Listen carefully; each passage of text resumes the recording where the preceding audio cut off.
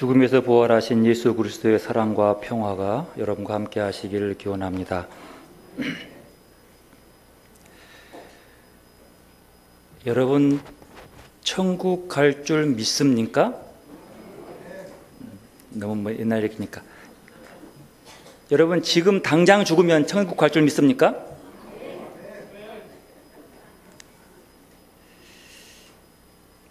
근데 확인을 해봐야 돼요. 하나님께 물어보셨어요? 나 천당 갈 수 있는지?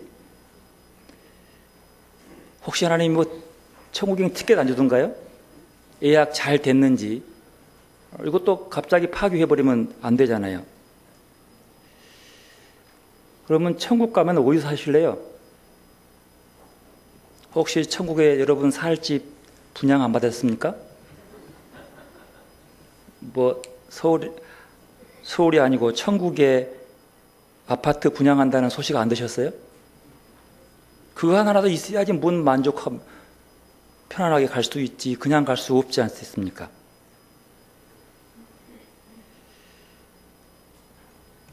천국은 이 땅의 삶의 가치와는 분명히 다릅니다. 하지만 분명한 것은 우리가 천국에 간다는 나의 믿음만 있는 것이 되는 것이 아니고 천국에 여러분의 살지 무언가를 한번 생각해 보십시오. 아주 큰 부자가 죽어서 천국을 가게 되었답니다. 아마 이 부자가 천국을 가게 되었다라는 이 말 들어보니까 예수를 잘 믿었던 것 같습니다. 천국에 도착하니까 천사가 앞장서서 천국을 안내하면서 당신이 살 집을 가보자고 얘기를 했습니다. 근데 살 집을 가보자는 그 말에 너무 행복한 거예요. 왜냐하면 너무 아름답고 이 땅에서 자기는 부자로 살았지만 한 번도 살아보지 못한 아름다운 집들이 그곳에 있었습니다. 역시 천국은 다르구나. 이러니까 천국 가려고 하는 것이지 라고 행복했습니다. 그런데 계속 지나가더니 그 으리으리한 저택들을 쑥 지나가 버리는 거예요. 이상하네. 아니 여기 어디 내 집 있을 텐데 왜 이런 집이 아니지? 라고 지나가는데 아이고 그 다음 지나가는데 너무나 풍경 좋은 아파트촌이 쫙 나옵니다. 야 이게 보니까 그 아파트는 제일 작은 평수가 50평 그리고 제일 큰 평수는 100평까지 있더래요. 근데 이게 실내 장식이 이게 보통이 아닌 거야. 너무 좋은 거야. 야 이곳이 최고구나. 여 중에 하나 있겠지. 그런데 그만 여기 참 좋은데라는데 그 동네를 지나가 버리는 거예요. 그리고 아파트촌을 지나다 살짝에 꺾어서 내려가니까 저기 앞에 달동네가 보이는 겁니다. 저런 집에서는 내가 살 수 없는데 내가 한 번도 살아본 집도 아닌데 이거 어떡하지? 이렇게 하고 지나가는데 저 동네 지나가면 또 다른 집이 있겠지라고 지나가는데 그 달동네 앞에 서서 천사가 하는 말이 저 위에 꼭대기 집 보이시죠? 저는 예 보인대요. 저 꼭대기에 있는 저 판잣집이 당신 집입니다. 너무 화가 났습니다. 아니 무슨 소리냐고. 내가 이 땅에 살면서도 예수 잘 믿고 내가 이만한 부자에서 헌금도 얼마를 했는데 대체 저 판잣집을 어떻게 살라고 저런 집을 내게 주냐고. 저런 집에서 내가 살 수 없다고 라고 불평합니다. 천사가 너무너무 안타까워서 어쩔 수가 없습니다. 왜 어쩔 수 없냐고 따집니다. 당신이 지상에서 보내준 건축 자재로는 저 집밖에 못 지었습니다. 당신이 보내준 건축비 가지고는 이 집도 지은 것도 다행이지 이 정도밖에 지을 수가 없었습니다 라고 말을 하더랍니다. 물론 만들어낸 이야기입니다만 우리는 이 땅을 살면서 누구나 다 자기의 삶을 최선을 다해 노력하며 살아갑니다. 아끼고 전략하고 모아서 자식 교육시키고 저축해서 노후 준비해서 연금도 부어놓고 노후 생활보장을 위해서 보험까지 들어놓습니다. 요즘은 100세 시대라 8, 90은 일반적인 상식이니까 그 수명을 이어가려면 노후 대책이 필요한데 우리 힘뿐만 아니라 나라의 힘을 빌려서 그 대책을 요구하는 그런 세상입니다. 열심히 땀 흘려 준비하며 지금 배고프면서 노후를 준비하고 있지요. 그런데 이런 모습을 바라보면서 과연 우리가 하나님 나라를 위해서 무엇을 얼마나 준비해 놓고 있는지 한번 돌아볼 일입니다. 오늘 이 얘기는 한 번쯤 우리가 이 땅에서 노후 대책을 위해서 그렇게 가슴 졸이고 마음 아파하고 걱정 근심하면서 모으는데 정말로 하늘나라를 위해서 무엇을 얼마나 준비해 놓고 있는지, 아니 준비하고 있는지요. 영원한 세상에 더 큰 희망을 두면서 살아가는 그리스도인으로서 정작 하늘나라에서 살아가기 위해서 우리는 얼마나 저축해 놓고 있는지.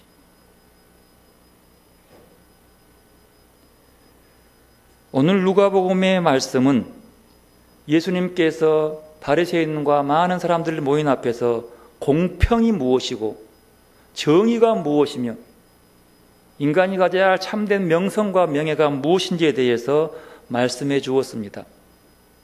이 메시지를 다 듣고 있던 사람 중에 한 명이 예수님께 나와서 자기 형을 걸어서 소송을 제기하려고 합니다. 13절 말씀 함께 있습니다. 무리 중 한 사람이 이르되 선생님, 내 형에게 명하여 유산을 나와 나누게 하소서. 형에게 아버지의 준 유산을 나누게 하라고 하는, 명해달라고 하는, 부탁하는 이 말을 들으면 지금 이 형제 간의 사이의 얘기가 나올 수 있지요. 뭐 같아요? 아버지의 재산을 가지고 이 형제 간 싸우고 있는 거예요. 아니, 달리 말하면 아버지가 돌아가셨는데 남는 유산을 형이 다 가져버린 거야. 그러니까 이 동생이 자기만큼도 주지도 않고 싹 가져가니까 이게 너무 억울한 거예요. 어떻게 하소연도 못하고 있는 상황에 갑자기 예수님이 공평과 정의를 얘기하고 있는 겁니다. 옳지, 이건 공정하지 않지. 공평과 정의를 바라보면서 예수님께 나오는 거죠. 우리 형에게 명해가지고요, 공평하게 이 유산 다 갖지 말고 동생에다만큼 좀 나눠줘라, 이렇게 해달라는 부탁이었습니다. 그러고 보니까요, 아니 지금 이 성경에 나온 이 얘기는 지금 얘기가 아니라 2000년 전 예수님 시대의 얘기요. 여러분, 요즘에도요, 형제간의 갈등, 형제간이 왼수로 지내는 사람들의 대부분의 사람들은 뭐 때문이에요? 유산 때문이에요. 돈 때문이에요. 그래서 가난한 사람보다는 특히 퍼센트로 보면 아버지가 돈 많이 남겨놓고 죽은 아버지 밑에 자식들이 별로 사이가 안 좋은 경우들이 더 많아. 뭐 때문에? 유산 때문에. 어쩌면 성경 얘기는 옛날 얘기가 아니에요. 지금 얘기예요. 이 갈등의 문제, 이것 좀 풀어달라고 아우성 치는 예수님에게 지금까지 공의로 얘기하고 공평을 얘기한 주님께서 나를 너희들의 갈등에 끌어들이지 말라고 끼어들지 않으면서 이렇게 말씀합니다. 14절 15절 말씀 함께 읽습니다. 이르시되 이 사람아, 누가 나를 너희의 재판장이나 물건 나누는 자로 세웠느냐 하시고 그들에게 이르시되 삼가 모든 탐심을 물리치라. 사람의 생명이 그 소유에 넉넉한 데 있지 아니하니라 하시고. 이 말씀의 근거로 보면은요, 한 가족의 형제들이, 아니 가족 안에서 재산 다툼을 불러일으키는 이유가 무엇인지 나왔어요. 그게 뭐예요? 뭐 때문에요? 뭐 때문에 가족 간에, 형제 간에 서로 불화가는 거예요? 탐심 때문이에요. 오늘 본문에 나오잖아요. 삼가 모든 탐심을 버리라. 그러면 오늘 본문에서 누가 탐심이 더 커요? 형이요, 동생이요? 누구 탐심 때문에 지금 이 문제가 생기는 거예요? 지금 일본과 한국은 누구 탐심 때문에 이 새끼가 생기는 거예요? 누구 때문이요? 일본의 탐심 때문이잖아요. 근데요, 여기서는 형의 탐심 때문만이 아니라요, 동생의 탐심도 함께 있는 거예요. 이게 탐심은 많이 가진 형 때문만이 아닌 거죠. 한마디로 말하면 정의를 내세워서 재산의 공평한 분배를 예수님께 요청했던 이 동생도 재산에 대한, 돈에 대한 욕심으로 가득 차 있는 거죠. 그도 탐심이 있는 거죠. 그래서 예수님 말씀합니다. 삼가 모든 탐심을 물리치라. 모든 탐욕을 물리치라. 다른 번역은 이렇게 말합니다. 어떤 탐욕에도 빠져들지 않도록 조심해라. 경계해라. 이렇게 말씀합니다. 예수님은 참으로 사람이 지녀야 할 태도가 무엇인지를 가르쳐주고 있는 것이지 돈이 중요치 않다는 거죠. 우리는 자주요, 우리의 이익과 관련해서 우리의 일에 하나님을 끌어들이려고 하는 경우가 있어요. 하지만 예수님은 그 일에 주의하라고, 경계하라고 말씀하십니다. 예수님의 관심은 우리들의 물질적 풍요에 있지 않고 믿는 사람이 더 많이 가진 것에 예수님이 관심이 있는 것이 아니라 우리가 인간다운 품위를 지키며 살아가는 데에 관심이 있어요. 하나님이 만들어준 사람다운 삶을 살도록 만드는 데 관심이 있는 것이지, 내가 택한 백성이니까 남보다 더 많이 가져, 이런 것에 관심이 있는 것이 아니라는 거죠. 우리는 여기서 욕심 때문에 내 본래적인 인격적인 나를 잃어버리지 않도록 예수님께서 깊이 배려하면서 말씀하고 있는 것으로 볼 수 있습니다. 이 말씀에서 주님은 어떤 개인의 처지나 이익을 위해서 복음을 악용하는 태도를 경계하십니다. 그러지 말라는 거예요. 사람은 모든 일을 자기 편에서 생각하기 때문에 다른 사람과 어쩔 수 없이 갈등을 빚게 됩니다. 자기 주장을 합리화하거나 절대적인 것으로 만들려고 그리스도를 이용해서는 안 된다고 하는 거예요. 그래서 마태복음 23장에 말씀합니다. 그때의 사람이 너희에게 말하되 보라, 그리스도가 여기 있다 저기 있다 하여도 믿지 말라. 자기의 주장을 합리화시키고 자기의 이익과 처지를 보호받기 위해서 그리스도를, 하나님을 이용하지 말라는 겁니다. 또한 우리는 재물 탐내어서 형제를 고소하고 있는 것이 아니라 형제에게 그 재물은 탐내는 것이 아니라 그 재물로 형제를 도와주고 섬기라고 준다는 사실을 기억해야 하는 거예요. 여러분, 보통 탐심, 탐욕하면 좀 부정적이에요. 그러죠. 탐과 놀이, 탐식, 먹는 거 좋아하는 사람, 그리고 별로 탐자가 들어가면 안 좋아요. 탐내다. 어떤 면에서는 좋은 면도 있는데, 이게 탐자가 들어가는 말들은 뭐 소수를 제외하고는 별로 그렇게 부정적으로 들려옵니다. 그러니까 탐자가 들어간 것은 나와는 별로 거리가 먼 것으로 생각하고 있어요. 하지만 탐욕, 탐심의 뜻을 살펴보면 의외로 나와 굉장히 가까이 있는 것이 탐욕이라는 사실을 알 수 있습니다. 그리스 말로 탐욕이라는 말을 그 어원대로 있는 그대로를 직역하면 탐욕을 더 많이 가지고 있는 것, 이렇게 설명할 수 있는 거죠. 즉 말하면 탐욕스러운 사람은 더 많이 가진 사람이란 뜻으로 그리스 말은 직역할 수 있는 거죠. 무슨 말이에요? 사람이 마땅히 가져야 할 것보다 더 많이 가지기를 바라는 상태, 자신의 필요나 그 이상, 즉 다른 사람의 상황에 관계없이 더 많이 얻고 싶어하는 마음, 이것이 탐욕이라고 하는 거예요. 여기서 더 많이의 기준은 자신의 필요를 통한 더 많이의 기준이고, 또 타인의 상황이라는 것에 주의를 기울이면서 더 많이를 바라봐야 한다는 거죠. 무슨 말인가 하니요, 이게 나는 빵 하나 가지고는 도저히 배가 안 부른 사람이야. 내게 가장 필요한 것은 빵 2개가 있어야지만 되는 거예요. 그래서 빵 2개를 먹으면 가장 필요한 거지, 내게. 그런데 사람 10사람과 빵 10개가 있어요. 그런데 내게 필요한 것은 빵 2개라고 얼른 빵 2개를 내가 먹고 나면 이건 뭐예요? 탐욕이라고 하는 거예요. 왜요? 내게 필요한 것은 빵 2개지만 내가 빵 2개를 먹으면 누가 못 먹어요? 한 사람이 굶어버리는 거예요.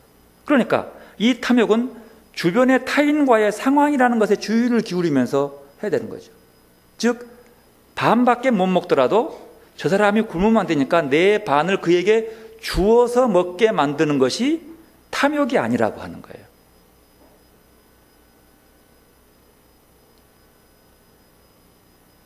나만 바라보는 것, 즉 다른 사람을 바라보지 않고 나만 바라보는 것, 이 자체가 탐욕이라는 것이죠.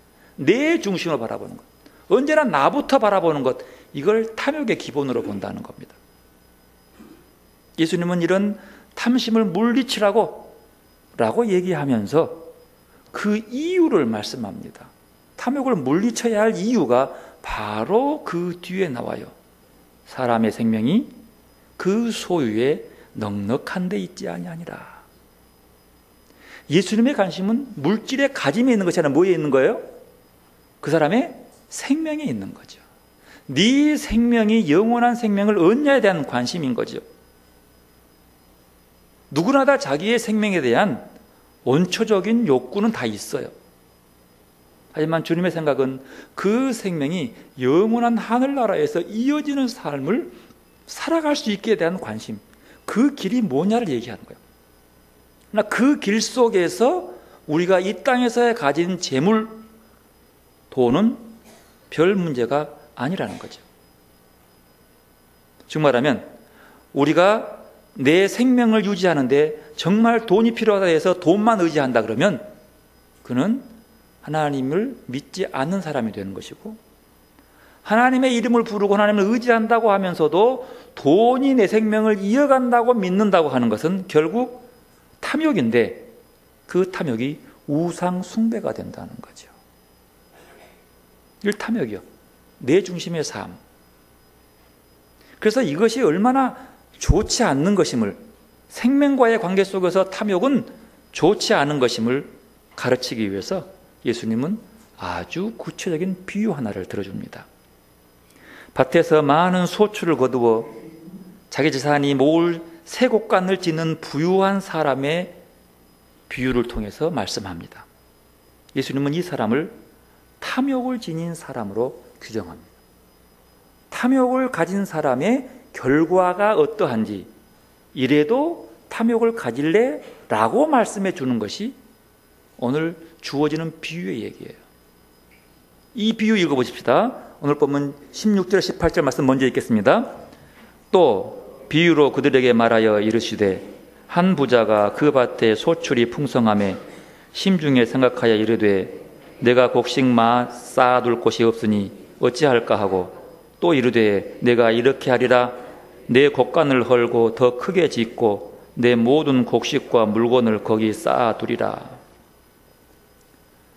여기에 보면은요, 지금 이 생각을 하게 된 이유는 밭에 소출을 너무 많이 거둔 거예요. 그래서 자기가 예상하는 창고보다를 차고 넘치니까 혼자 고민하는 거죠. 더 많이 가진 겁니다. 그 더 많이 가진 것에 대한 고백 속에서, 이 독백 속에서 등장하는 사람이 누구예요? 등장하는 인물이 누구 있어요? 자기밖에 없어요. 나 혼자뿐이에요. 나 외에 아무도 없어요. 가족도 없어요. 친구도 없어요. 하나님도 없어요. 마음에 오직 꽉 차 있는 게 뭐예요? 나밖에 없어요. 그리고 겨우 나밖에 없다는 것을 증명하기 위해서 19절에 이렇게 말합니다. 함께 읽습니다. 19절. 또 내가 내 영혼에게 이르되 영혼아, 여러 해 쓸 물건을 많이 쌓아두었으니 평안히 쉬고 먹고 마시고 즐거워하자 하리라 하되. 나만 생각하는 결론은 이렇게 창고를 헐고 또 지할 만큼 많이 거두었는데 이제는 드디어 내 영혼아 편히 쉬고 먹고 마시고 즐기자. 아무도 없어요. 이웃이 보이지 않아요. 하나님도 안 보이는 거예요. 자기 만족을 위한 삶, 자기 위주의 삶. 이런 사람들은요, 이웃을 도와주어도 자기 이익이 없으면 안 도와줘요. 이런 사람들이 교회 일을 해도 교회 일을 하면서도 자기 이름이 드러나지 아니하면 안 해요. 이 사람 보고 무슨 사람이래요? 탐욕을 가진 사람이에요. 탐욕은 우상 숭배가 되는 거죠. 오죽하면 그 많은 것을 좀만 고민해 보지도 않냐고 이렇게 말해요. 내 영혼아 이거 차고 넘치지 않냐? 먹고 마시고 즐기자. 그래서 나는 이런 탐욕이 없나 돌아봤어요. 가만 생각해 봤어요. 하기사 땅도 없으니까 이런 일은 없겠죠. 하지만 혹시 어떻게 될지 모르겠지만 누가 내한테 복권을 선물 줘가지고 세금 떼고 100억 되는 로또 당첨됐어. 이것이 내 손에 딱 들어오면 나는 이걸로 뭐 할까? 여러분 혹시 생각해 봤어요? 세금 떼고 100억이 들어왔어요, 로또로. 그러면 그 돈 가지고 여러분 무엇부터 하겠어요? 이 말 나와요. 편히 쉬고 먹고 마시고 즐겨야 되는 거예요. 그거부터 생각하지 않으세요? 어떤 사람은 이제 들은 얘기예요. 상당히 많은 수십억 뭐 하여튼 복권 당첨됐어요. 맨 먼저 하는 게 뭔지 아셨어요? 그 사람이 직장을 그만둬. 이 고생스럽고 눈치 보는 거 이게 뭐 100억이면 평생 먹고 살 수 있는 건데 1년에 1억을 써도 100년 먹잖아요. 그러니까 맨 먼저 뭐부터요? 딱 직업 때려치운 거예요. 그리고 몇 년 뒤에 거지가 된 사람 많이 봤어요. 그런 얘기 들었어요. 뉴스를 통해 들은 거예요. 그러니까 그만두고 뭐예요? 먹고 마시고 즐기자. 나만 생각해요. 저 생각해 봤어요. 나도 이거 들으면 맨 먼저 그러면 얼른 휴가를 내놓고 헌금도 11조 딱 해놓은 다음에 이만큼 됐다 해놓고 난 다음에 내가 예산 한 1억 세워가지고 한 20개월 정도 세계여행 가야지. 그리고 내가 먹고 쉬고 호텔은 1급으로 다니면서 한번 혼자 꿈을 꿔봤어요. 황당하더라고요. 어쩌면 오늘 이 부자의 이 고백이 내 고백처럼 들려오는 거죠. 상상해보니까 그러는 거예요. 아, 이렇구나. 나도 결국은 탐욕이구나. 주어진 것을 얻고 싶은 것이 아니라 얻어졌을 때라고 가정한다 보면 받고 나서 탐욕이 작용하는 거죠. 왜? 내 중심으로 바라봤기 때문이에요. 여러분, 히브리 사람들에게 땅은요, 이게 땅이라고 하는 것이 중요해요. 땅은 하나님께서 주신 거예요. 하나님 것이요. 땅의 소출도 인간의 노력이 아니라 하나님 주신 것이라고 믿은 거죠. 이 부분을 보면 봐요. 이 사람이 왜 탐욕스러운 거냐라 보면요, 그 사람의 탐욕 속에 잠겨진 것이 가장 중요한 부분이 뭐냐 그러면 그 사람은 자기 만족에 빠져서 차고 넘치는 것들을 자기 중심으로 바라봤기 때문이라는 사실은 분명해요. 이웃사람 가기 전에. 그런데 그들이 갖고 있는 모든 것, 자기 즐거움, 자기 만족, 자기 배부름, 자기 것, 그리고 뭘 안 봐요? 이웃을 안 봐요. 하나님을 안 봐요. 이 말씀 속에 하나 중요한 것은 오늘 심지어 보면 그 밭에 소출이 많으니 이렇게 나왔잖아요. 그런데 그 밭에 소출이 많다는 이 말을 원문으로 읽어보면, 히브리말 읽어보면은 그 땅이 많이 소출했다 이렇게 나와요. 이건 좀 차이가 있어요. 그 땅이 소출한 거예요. 그러나 그 밭에 소출이 많았다고 하는 것은 소출이 많게 했다는 주인의 노력이 들어가요. 근데 헬라 말 원문에서는 이 땅이 만들어낸 거예요. 그러면 주인은 한 일이 아무것도 없어요. 그런데 그는 내가 했다라고 고백해요. 하나님이 준 것인데 내가 얻었다고 믿기 때문에 내 것, 내 마음대로 쓰는데 무슨 말이 간섭이야? 라고 생각하는 거예요. 내 것 내 마음대로 하는데 누구들이 뭐가 말이 많은데? 라고 말하는 거죠. 그리고 오직 그의 말씀은 자기 배부름에만 있는 거죠. 그런 거죠. 이런 사람 지금도 참 많아 있어요.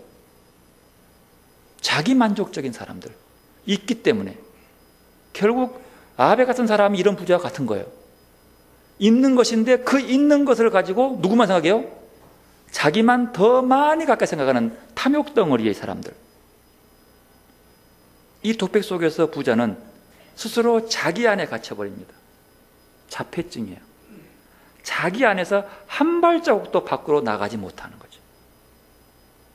자기만 먹고 마시고 즐기는 놀부 같은 심보. 그리고 옆에 흥부가 있어도 거기에 밥 한 그릇 줄 수 없는 자기 만족적 자폐적 놀부, 아베, 이런 사람들이 이 여기에 나오는 부자와 같은 거죠. 근데 이 부자가 이게 뭐가 문제냐면서 왜 어리석냐라고 하면요, 이 부자는 그 돈을 쌓아놓는 것에 대한 어리석음보다도 죽음 이후의 삶을 생각하지 않았다고 하는 거예요. 그 이후의 삶. 그래서 20절 말씀에 보면 분명히 나옵니다. 함께 있습니다. 20절 말씀. 하나님이 이르시되 어리석은 자여 오늘 밤에 내 영혼을 도로 찾으리니 그러면 내 준비한 것이 누구의 것이 되겠느냐 하셨으니, 이렇게 되는 거예요. 이 땅에서 아무리 많이 쌓고 아무리 배부르고 아무리 평생 먹고 놀아도 남을 만큼 가지고 있다 하더라도 오늘 밤 내가 네 영혼을 가져가 버린다면 그 이후에 그 남은 돈이 천국에 쓸 수 있겠냐는 거예요. 노잣돈을 아무리 많이 집어넣어줘도 천국에서는 통용이 안 되는데 거기서 네가 무슨 배부름으로 살겠냐는 거예요. 여러분, 우리가 이 땅에서 아무리 돈을 많이 벌어놓고 은행에 저축을 아무리 많이 해놓더라도 천국에 모아진 것이 아닙니다. 한 푼도 가져갈 수 없어요. 가져가봤자 쓸 수도 없어요. 왜? 통용이 안 된 거냐? 쓸모없는 거죠. 쓰레기밖에 안 돼요. 주님은 그 얘기하고 있는 거예요, 지금. 네가 그렇게 먹고 마시고 즐겨봤자 네 죽고 난 이후에 천국에서 하나님과 함께 먹고 마시고 즐기고 기뻐하는 그 자리에 네가 들어간다 해도 이것이 무슨 필요가 있냐는 거예요. 네한테. 영원히 사는 그 기쁨에 네가 모른다는, 그래서 어리석음인 거죠. 여러분, 이 말씀 한번 돌아봐야 돼요. 오늘 밤 내 영혼을 내가 도로 찾으리니 그러면 네가 준비한 것이 누구의 것이 되겠느냐? 여러분, 이 질문에 대해서 여러분은 응답할 수 있어야 합니다. 이 질문에 대해서 내가 확실한 대답할 수 있어야 돼요. 이 부자는 대답하지 못했어요. 이 질문에 대해서.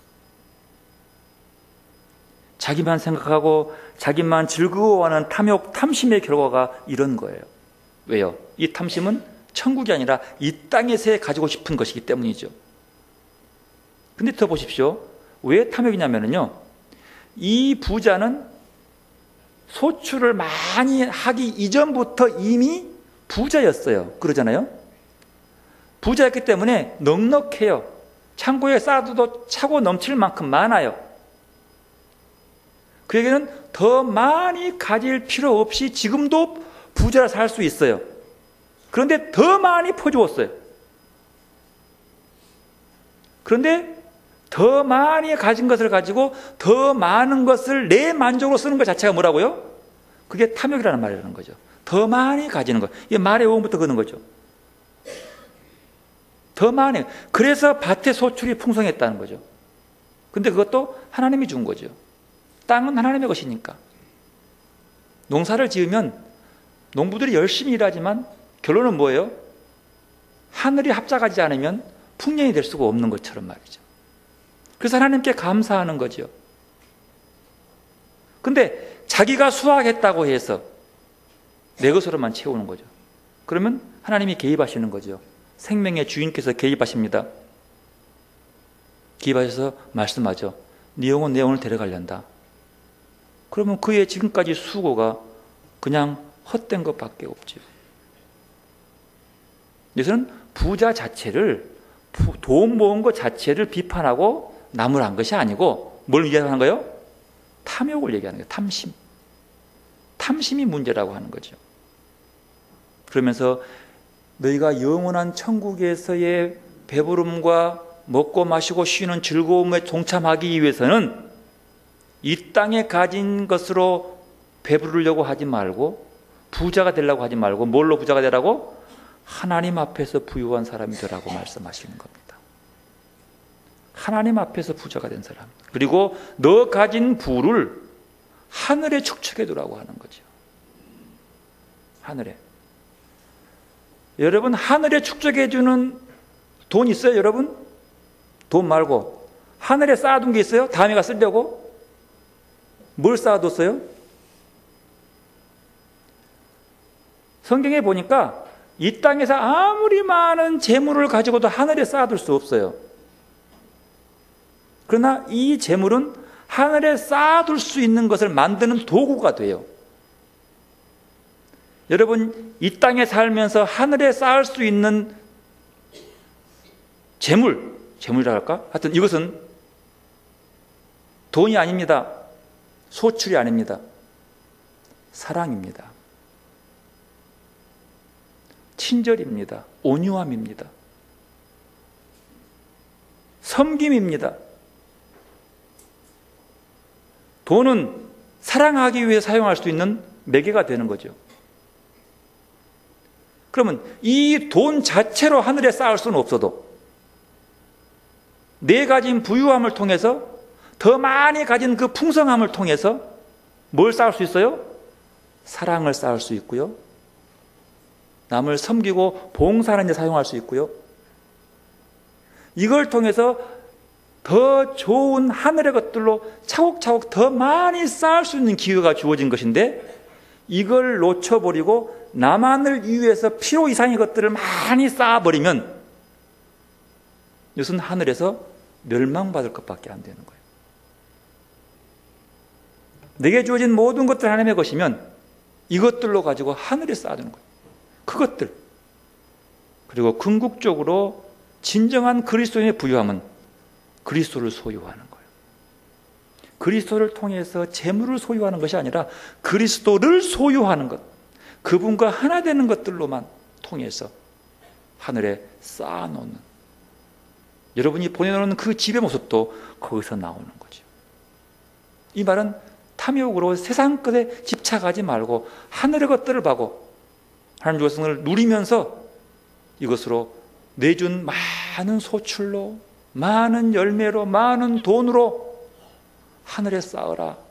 이 말은 그 돈으로 사랑을 하고, 그 돈으로 섬기고, 그 돈으로 공의를 위해 사용할 줄 알고, 이 돈으로 뇌물 줘서 부편에 사용하지 말고, 이것은 악이 되는 것이죠. 하늘에서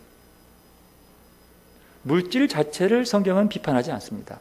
물질은 선한 거예요. 왜? 하나님 주신 것이니까요. 돈은 하나님 주신 거예요. 그러나 이 주신 것들을 가지고 내가 선하게 사용하느냐, 하늘에 쌓느냐, 아니면 지옥에 쌓느냐는 그것을 사용하는 자에 달려있는 거예요. 성경은 우리에게 그것들을 하늘에 쌓는 길로 만들라고 말씀하고 있는 겁니다. 탐욕이 얼마나 무섭냐라면 오늘 전도서의 말씀을 보면 솔로몬이 등장합니다. 솔로몬은 알다시피 본문에 말씀한 것처럼 전도자고 이스라엘 왕이라고 그랬어요. 그런데 이스라엘 왕으로 솔로몬 보십시오. 그는요, 이 땅에 살면서 모든 것을 다, 우리는 넘보도 못하는 것들을 다 가졌어요. 출생은 누구의 아들이에요? 다윗 왕의 아들이에요. 다윗이 왕이 된 다음에 출생했어요. 그러니까 왕자로서 모든 특권과 권리를 다 누렸어요. 그러다가 형제들 간에 많은 갈등도 있었지만 드디어 왕이 됐어요. 왕만 되는 것도 중요한데 하나님이 그에게 복을 주어서 엄청나게 많은 부귀를 줬어요. 부유함을 준 거죠. 많은 것들이 차고 넘쳤어요. 그리고 그는 본면 전도자라고 얘기합니다. 나 전도자는 이스라엘 왕이라고.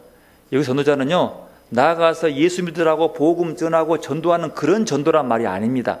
여기서 전도란 말은 히브리 말로 코헬렛이라고 합니다. 코헬렛이라고 하는 것은 수집가, 모으는 자 이런 뜻이에요. 전체를 대변하는 대변인 그런 뜻인데요. 특별히 수집가, 그래서 코헬렛이라고 하는 전도서는 수집한 서, 무엇을 수집했어요? 격언과 금언을 수집한 서, 책, 그리고 사람들의 경험담을 모아놓은 것. 그래서 솔로몬 자신의 경험담을 모아놓는 거죠. 전도서를 말할 때에 솔로몬 나이는 곧 오늘날 하는 죽음을 얼마 앞두는 나이 많은 연로할 때였어요. 죽음 앞에 두고 있을 때 하는 거죠. 그리고 그는 최고의 지식과 지혜를 가진 자였어요. 하나님 그에게 주었어요. 그리고 살다 보니까 하나님으로 살다가 드디어 하나님 없이 너무 많은 부어주는 하나님의 것들을 내 것으로 채우며 살다가 보니까 그 부귀영화를 더 누리기 위해서 후궁들을 700명을 줍니다. 근데 700명을 두고 살다 보니까 좀 작아. 그래서 300명을 더 두었어. 그래 후궁이 1000명이에요. 우리나라로 보면 후궁이 1000명이면 살 집이 몇 개요? 1000개가 돼야 돼요. 근데 후궁들은 집에 살아요? 궁전에 살아요? 궁궐에 사는 거예요. 몇 개를 지었을까요? 1000개의 궁궐을 지었다는 얘기예요. 근데 솔로몬은 돈이 많으니까 다 할 수 있는 거죠. 1000개의 궁궐을 지어주고 살아. 모든 걸 관심이 거기가 있었어요. 부족할 게 없어요. 그뿐입니까? 개인 병거가 1400대, 전차를 끌며 호위하는 마병이 12000명. 어마어마했죠. 부족할 게 없었습니다. 솔로몬은요, 애굽에서 수입한 은을 벽돌로 사용해요. 벽돌로. 그러니까 은을 돌처럼 사용하겠다고요. 그 어마어마한 백향목을 뽕나무처럼 사용했대. 기가 막힐 노릇이요. 모든 거 다 버렸어요. 그가 늙음하기 죽음을 앞두고 휙 인생을 돌아보니까 이리 고백해요. 전도서 1장 2절. 헛되고 헛되며 헛되고 헛되니 모든 것이 헛되도다. 처음에는 하나님이 주신 지혜로 분별의 영을 가지고 살았을 때는 좋았는데 이렇게 살아보니 헛되더라. 왜? 죽으려고 보니까 하늘에 쌓아놓은 게 아무것도 없는 거야. 이 땅에 1000개의 궁궐을 쌓아서 후궁을 두고 살았는데 이것도 죽음 앞이니까 아무 쓸모 없어. 한 명도 자기 따라올 사람 없어. 여러분 이 말 들으면 속이 좀 상해요. 세상에 모든 거 다 누려놓고 헛되다 그러면 우리 인생은 뭐예요? 그가 오죽했으면 말합니다. 오늘 본문 말씀. 나 전도자는 예루살렘에서 이스라엘 왕이 되며 마음을 다하며 지혜를 써서 하늘 아래에서 행하는 모든 일을 연구하며 살핀즉 이는 괴로운 것이니 하나님이 인생들에게 주사 수고하게 하신 것이라. 내가 해 아래에서 행하는 모든 일을 보았노라. 보라 모두 다 헛되어 바람을 잡으려는 것이로다. 지금까지 자기가 잡는 것은 뭐요? 그냥 바람만 스치고 지나가는 것들. 후회하고 한탄합니다. 한숨 지읍니다. 2장 18절 보면 내가 해 아래에서 한 모든 수고를 미워하였노니. 이제는 미워해. 자기가 좋아서 해놓고 이제는 미워. 왜? 쓸모없으니까. 솔로몬이 해 아래 살았다. 해 아래라는 무슨 말입니까? 해 아래라고 하는 그 삶은 하나님 없는 삶을 뜻합니다. 솔로몬은 처음에는 하나님으로 가득한 삶을 살았지만 차차 돈이 많아지고 부가 쌓아지다 보니까 거기에 마음을 빼워서 하나님 없이 삶을 살았고 오직 돈으로만 사는 삶을 살았습니다. 바로 이런 하나님 없는 부귀영화를, 하나님 없는 그 지위를 그는 후회하고 자기 자신에게 실망하고 있는 거예요. 내가 뭘 찾았고 뭘 두드렸는고? 여러분, 하나님 없는 부귀영화는 구름 같습니다. 하나님 없는 쾌락도 구름 같습니다. 하나님 없이 누리는 지혜도 구름이고 하나님 없이 누리는 권력도 구름입니다. 그냥 떠있지만 훅 불면 사라지는 것. 그래 2장 19절 말합니다.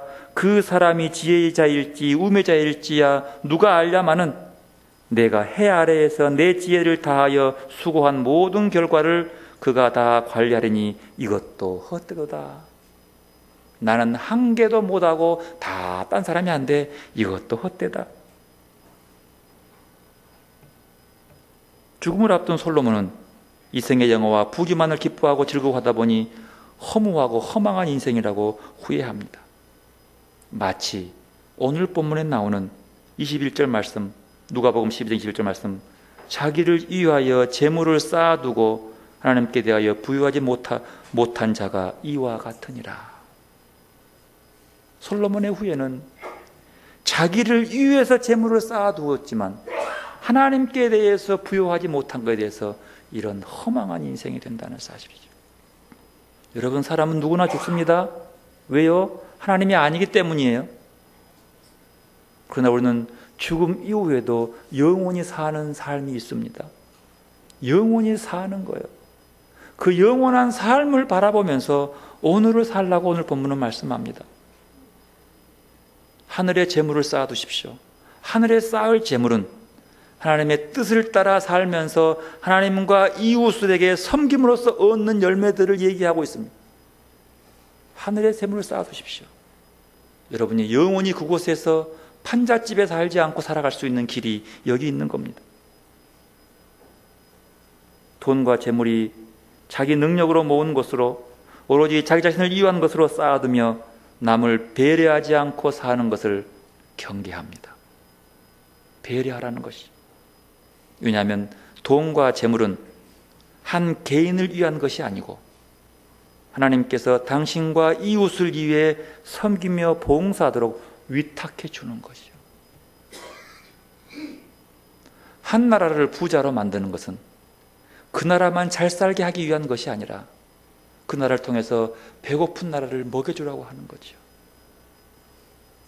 미국은 하나님의 은혜로 이렇게 세계의 최고의 부자라고 자랑하고 있지만 지금 그는 여전히 일본과 같이 자기들의 배부름만을 위해서 배고픈 자들을 돌보지 않고 내팽개치고, 어느 보고에 의하면 곡물값을 올리기 위해서 그 많은 곡물을 태평양에 빠뜨리면서까지 가격을 조율하는 이런 못된 하나님 없는 삶을 살아간다는, 이들이 솔로몬의 마지막 후회에 헛되는 고백이 그들의 고백이 될 줄 어찌 알겠습니까? 이 고백이 되는 거예요. 하늘에 쌓지 못하면 지금도 굶어 죽은 아이들이 얼마나 많은데 그들의 배를 최소한 채우지 못한다면 탐욕이요. 북한 아이들이 지금도 굶어 죽어 간다는 뉴스를 기쁨으로 벌라버리는 이 나라 뉴스도 그들을 그대로 내팽개친다면 탐욕에 머무를 것이고, 결국은 이 땅에 쌓아놓은 그 재물은 천국에서 전혀 쓸모없는 헛된 것이 될 거라는 사실을 성경은 말하고 있습니다. 자기만을 위해 창고에 쌓아두기만 하는 이에게 돈과 재물은 하나님과 이웃을 섬기기 위한 도구가 아니라 오히려 걸림돌이 된다고 하는 사실. 여러분, 내게 주어지는 모든 것들 속에서 하나님으로 부유한 것들로, 하나님에 대해서 부유한 삶으로 천국에 많은 재물을 쌓아놓은 여러분들이 되시기를 바랍니다. 이 땅에서 부유한 자가 아니라 하나님에 대해서 부유한 사람. 그래서 오늘 밤에 내 영혼을 돌찾으리니 내가 준비한 것이 누구여야 되겠느냐? 라는 하나님의 질문 앞에 나는 하나님으로 부유하게 채워놓은 것이 이것이라고 내어놓을 수 있는 당당한 그리스도인들이 되시기를 바랍니다. 기도로 나가십시다. 겸손하게 하나님으로 부유한 내 삶, 하나님으로 채워주는 시간으로 나아가시기 바랍니다.